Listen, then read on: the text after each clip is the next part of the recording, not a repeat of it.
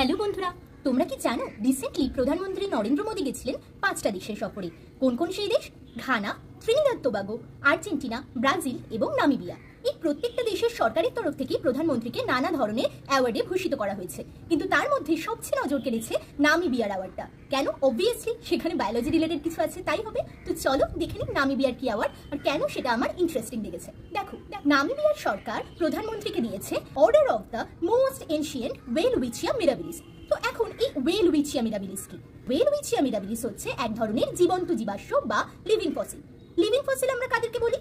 যেই সমস্ত উদ্ভিদ বা প্রাণী বহু বহু যুগ আগে পৃথিবীর বুকে আবির্ভূত হলেও বিবর্তনের বিভিন্ন ধারা পেরিয়ে এসেও আজও ঠিক আগের মতোই রয়েছে, সেরকম বিবর্তনের কোনো পরিবর্তন তাদের মধ্যে দেখা যায়নি, তাদেরকেই আমরা বলি লিভিং ফসিল বা জীবন্ত জীবাশ্ম। এই ওয়েলউইচিয়া মিরাবিলিসও পৃথিবীর বুকে এসেছিল আজ থেকে প্রায় 112 মিলিয়ন বছর আগে। 1 মিলিয়ন বছর মানে 10 লক্ষ বছর, আর 112 মিলিয়ন মানে বুঝতেই পারছো কত কত বছর আগে। বাট তখনও ঠিক যেরকম ছিল এখনো কিন্তু এই গাছ ঠিক সেরকমই আছে, তাই এটাকে জীবান্ত জীবাশ্ম বা লিভিং ফসিল বলা হয়ে থাকে। এছাড়াও পৃথিবীতে যেসব প্রাচীন উদ্ভিদ দেখা যায় ওয়েলউইচিয়া কিন্তু তাদের মধ্যে অন্যতম। এখনো যেই সব ওয়েলউইচিয়ার নামিবিয়া বা অ্যাঙ্গোলার নাম্বি ডেজার্টে পাওয়া যায় তাদের কারোর বয়স প্রায় 3000 বছর। তাহলে বুঝতেই পারছো এরা এত এত বছর ধরে এই মরুভূমির পরিবেশে থেকেও এখনো কিন্তু স্ট্রাগল করে বেঁচে রয়েছে। তো এদের রেজিলিয়েন্স পাওয়ার কতটা, এবং এজন্যই কিন্তু নামিবিয়ার সরকার এদেরকে এতটা গুরুত্ব দেয়। তো এই গাছ দেখতে কেমন হয়? দেখো, মাটির উপরে এর কাণ্ডর পার্টটা খুবই ছোট হয়, বাট সেখান থেকে দুটো রিবনের মতো পাতা এইভাবে বেরিয়ে থাকে। পাতাগুলো প্রচুর লম্বা হয়, অ্যারাউন্ড 12 ফিট অব্দি লম্বা হতে পারে।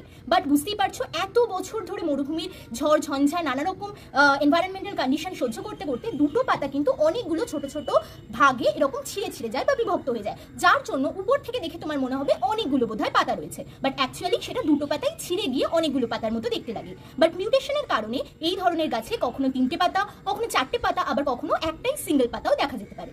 তো যাই হোক, এই গাছের কিন্তু মেল এবং ফিমেল প্ল্যান্ট আলাদা আলাদা হয়, অর্থাৎ মেল এবং ফিমেল রিপ্রোডাক্টিভ অর্গান ডিফারেন্ট প্ল্যান্টে দেখা যায় এবং ক্রস পলিনেশন হয়। এই গাছের রুট হয় ট্যাপ রুট, এবং রুটও কিন্তু প্রায় 6 ফিট অব্দি লম্বা হয়, কারণ বুঝতেই পারছো মরুভূমির মতো এই ঊষর পরিবেশে মাটির অনেক তলার থেকে ওকে কিন্তু জল সংগ্রহ করতে হয়।